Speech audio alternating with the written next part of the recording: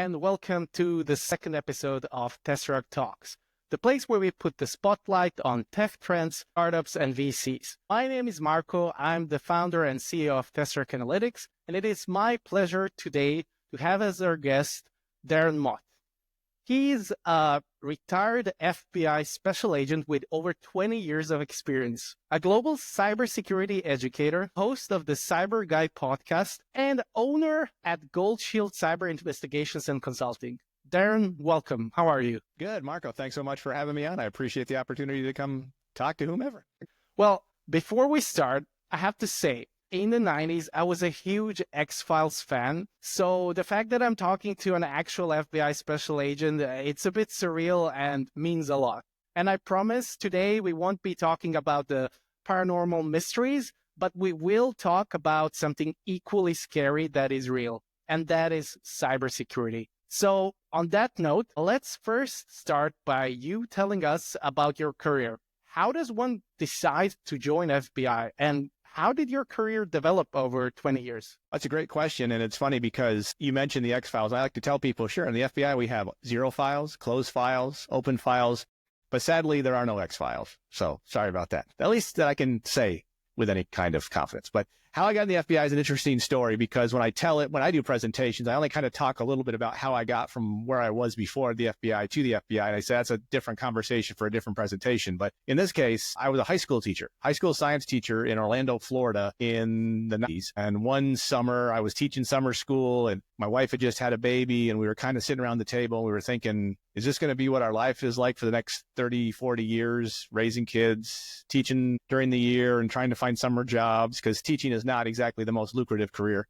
in the world. And I kind of looked to the future and said, okay, after 30 years, what is my option when I retire? And it was basically to be a substitute teacher, which wasn't very exciting. So a couple of weeks later, I was teaching summer school, ironically, and I was in a break and I was on the internet in our classroom. And this was 1998. So the internet was not exactly the most robust thing at the time. It'd only been around for 10 years. And I happened to fall upon the FBI webpage. At least the FBI had a website in 1998. And it said accepting applications for special agents. I'm like, I'd thought about being a police officer, but I wasn't really that convinced to want to be like a local police officer, that kind of thing, or, pulling people over on the road.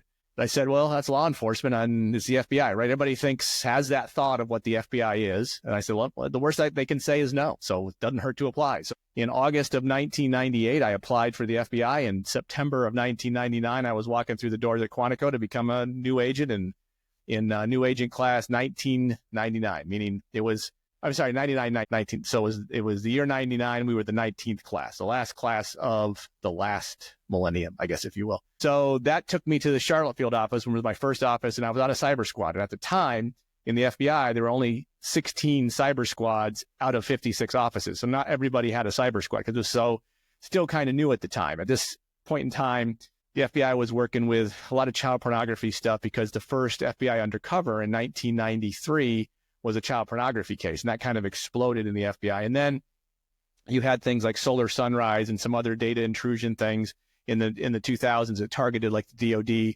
and then denial of service was a big thing. And so they determined we need to have some people that do cyber stuff. So there was 12,000 agents when I joined. 300 of us did cyber stuff. The rest did all the other case stuff. So I was one of 300 or so and got kind of jumped into it right at the beginning.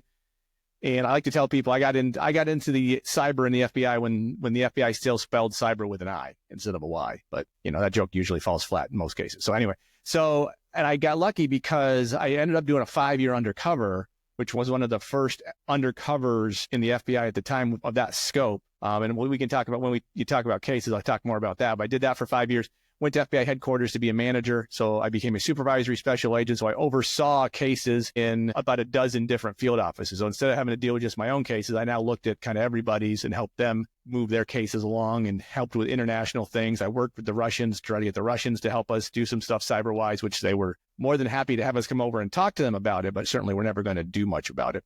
Then I ended up going and running my own squad in Cleveland, Ohio, went back to the FBI headquarters to create a new unit that blended counterintelligence and cyber disciplines together. It's the first time that FBI had done that.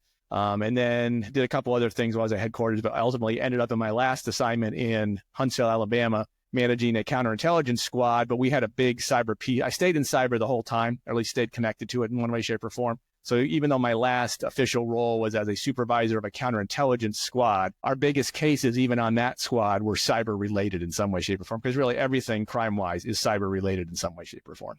Wow, amazing. Well, can you tell us, or whatever you can reveal, a couple of scariest hacks you worked on or witnessed during your career? Because I'm sure there were a lot of interesting cases. So for me, the most interesting one was the undercover I talked about. And it had to do with theft of intellectual property. So it wasn't necessarily a hacking case, right? If you look at cyber cases, you can kind of wind them down into two things. You can have crimes in which the computer is the victim, like computer is hacked, as you said. So that's going to be the intrusion cases. Plenty of those. And I'll talk about a couple about those after I talk about this other one. The other one is where a computer is used to basically conduct a crime that already existed. In this case, it was a theft of intellectual property. So we had these groups, and I'm not sure how old were you in 2000, if you don't mind me asking? 13. 13. Okay. So do you know what the wares scene is? The wares scene, WAREZ, sort of. Maybe you're a cyber guy. You may have some tangential knowledge. These are all the groups that would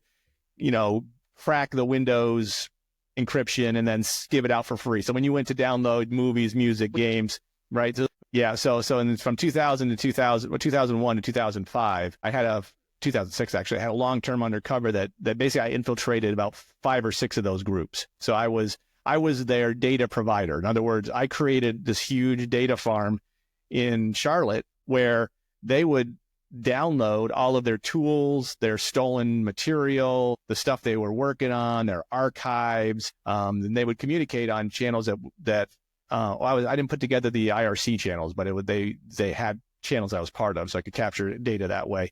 Ended up arresting people in addition to the U.S., 7 other countries, where we ended up going and arresting leaders of these groups and that kind of thing. I ended up going on there was a big takedown in 2004 called Operation Fastlink. It was me and three other officers engaged in that.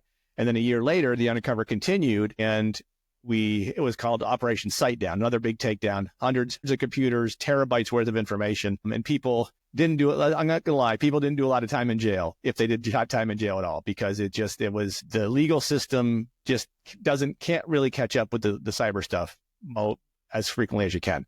A couple other cases I had when I was in some other field offices like Cleveland. We had a Chinese actor that he compromised several different things. He compromised a police station, a web server that was selling like tin signs. It was just like a tin sign web server. It's weird.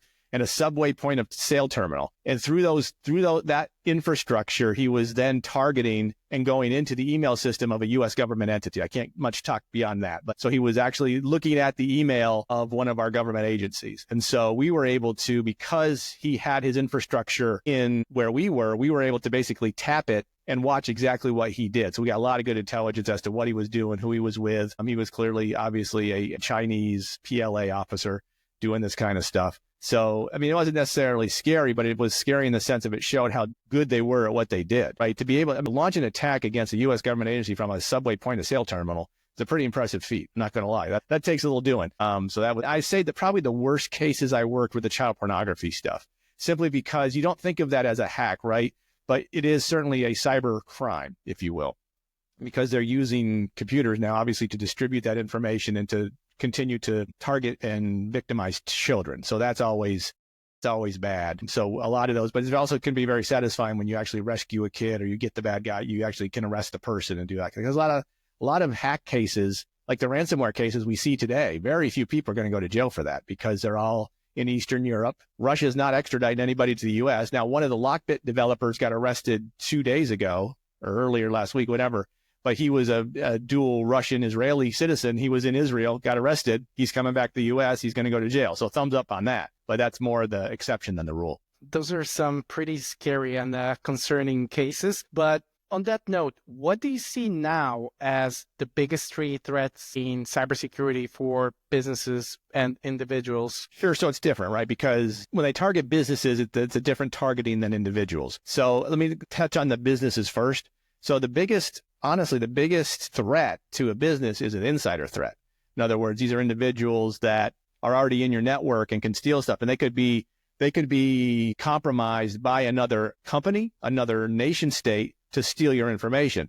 One of the cases we worked here in Huntsville was exactly that. A nation state that's not a friend to us had planted two individuals in this engineering firm that was working with the U.S. Army, and they were trading information back and forth. So it's now really, it's that blending of intelligence and cyber together, because it used to be hard if you were in, let's say, China and you wanted to steal something from the US, you'd had to send someone over here to infiltrate the company, to get where they needed to go, to steal what they wanted, and then get out safe. That's very complicated, very expensive. Now you can just have someone remote in, steal all your stuff. So the nation state activity is the biggest problem. What we see now with the typhoons, Volt Typhoon, Salt Typhoon, is the targeting of critical national infrastructure. And that's probably, for me, the biggest threat from a nation perspective, because if you're in critical infrastructure, so you're in energy, or you're in oil and gas, or you're in the nuclear critical infrastructure, right? All of those networks, in addition to their IT networks, have an operational technology component. The things, the valves that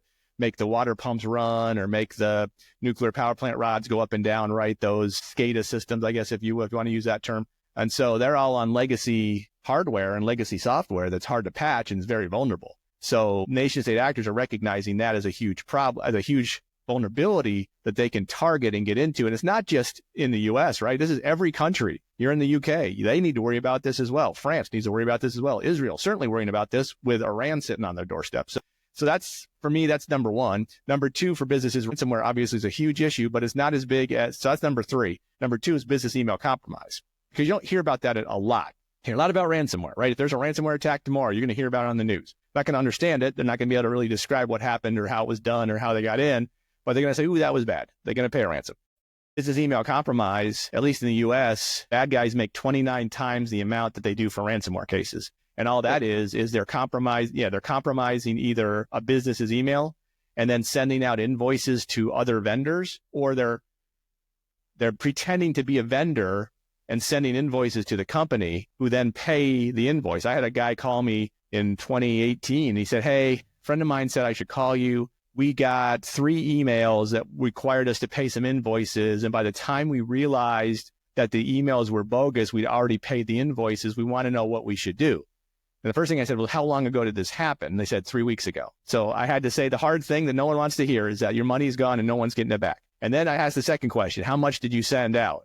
$1.2 million. So that's the big, huge issue, because bad guys know it's easy. They don't have to hack anything. Chances are, and I said this on another podcast, bad guys aren't hacking into your network. They're logging into your network, because there's so much credential stuffing. We have lost so much PII that we have legitimate usernames and a big ass password list that you can match up together and probably find those two things that fit together and log into an account. Because, as you know, the number of people that use multi-factor authentication, either personally or business-wise, is not the number we want it to be. From a personal perspective, I'll say the biggest issue, I won't give you 3 because I know time is short, but the biggest issue is scams targeting seniors, right? So if you think about your family members, right, the seniors in your life, they're well down the road. They probably established a pretty good financial legacy in many cases. So they have money, right? What they don't have is knowledge of the threats that are targeting them. So a bad guy is going to figure out, hey, I can call this lady and pretend to be her grandson, and she may wire me money. She may see a pop-up on a screen that says your computer's compromised. Call this 800 number to get it uncompromised, which really all it is a fake pop-up on a browser that if you close the browser window, it goes away, but they don't realize that. And then they end up spending all this time online with tech support, and they end up sending tons of money out the window. So that's, for any individual listening, wherever you're listening at, the best thing you can do for your family is to inform the seniors in your lives as to how to protect themselves, or help them protect them, because they're the ones that are going to get targeted from a financial loss perspective. Right. Everyone should be definitely more aware and more educated on how to prepare for those threats, both from the business and private perspective. So after FBI, you've now started your own consulting business. Can you tell us a bit more about that, and where can people find you should they need your services? Sure. So when I left the FBI 5 years and 4 months ago, I went to work for a cleared defense contractor here where I live, and basically helped them set up a cybersecurity operations center to give cybersecurity services to small businesses for lack of a better description. About 7 weeks ago, I left that job to start my own because I wanted to be an entrepreneur. I wanted to run my own business. Figured I knew enough stuff. I had enough information that I could help. For me, it's how do I help people, right? I have an education background. I have a cybersecurity background. How do I blend those two things together to help individuals and businesses stay safe? So the main idea, and I'm still trying to work through the nuances of exactly what this looks like and what niche I need to go into and stuff like that. But I think I'm focused on law firms initially right now. But I also have a PI license, right? So I have a multitude of, cybersecurity, and now because I was an FBI agent, so getting the PI license was pretty easy. So my business, Gold Shield Cyber Investigations and Consulting, has two things. One is a investigative piece. So if you need a cyber investigation or cyber investigator, I can do that. I can scan the dark web and I can find stuff for your clients. I've done that for a couple of friends who are PIs who don't do the cyber piece and ask me to do that. I expert witness on a bunch of cases with a data breach perspective. So I do a lot of that, which has helped me get to this point to be able to make this jump to this. And the consulting piece I'm still building out, and is to help. Initially, it's to kind of help, I would say law firms, but law firms kind of have a hard time making the decision to do stuff like consulting. So basically anybody who maintains a lot of client data, accounting firms, insurance companies, it's designed to basically consult them on here's what you need to do to protect yourself, right? Here, let's do a quick risk assessment. It's not going to be a huge, long 900 question assessment. It's going to be 50 questions across 10 different controls that if you're not doing those anyway, you're not doing anything else. So let's at least start somewhere and then put together an incident response plan. So I got a couple little things in the hopper for that. I'm actually working with another guy who's in your neck of the woods who does some stuff from a physical security perspective. So we're trying to put our heads together to see if we blend our two things together, do we have something better than what we each have individually? So it's still in flux. The ideas of what I want to do is still there. I'm still trying to figure it out. But you can go to goldshieldcyber.com and see kind of what's there. The site's a little loud, because I didn't make it. I had somebody else make it for me, but there's a lot of information there, probably too much. So probably you look at the first page. If you end up having seizures from like quick flashes, you may end up with, so if you have epilepsy, maybe not go to the site, but it's, there's a lot there. Great. I'm sure also people can reach out on LinkedIn, ping you with their specific. Yeah, great. Well, amazing. Thank you so much, Darren, for sharing your story and valuable insights. That is all for today. So wishing you and our audience all the best. And until next episode, stay cyber safe, everyone. Bye. Thank you.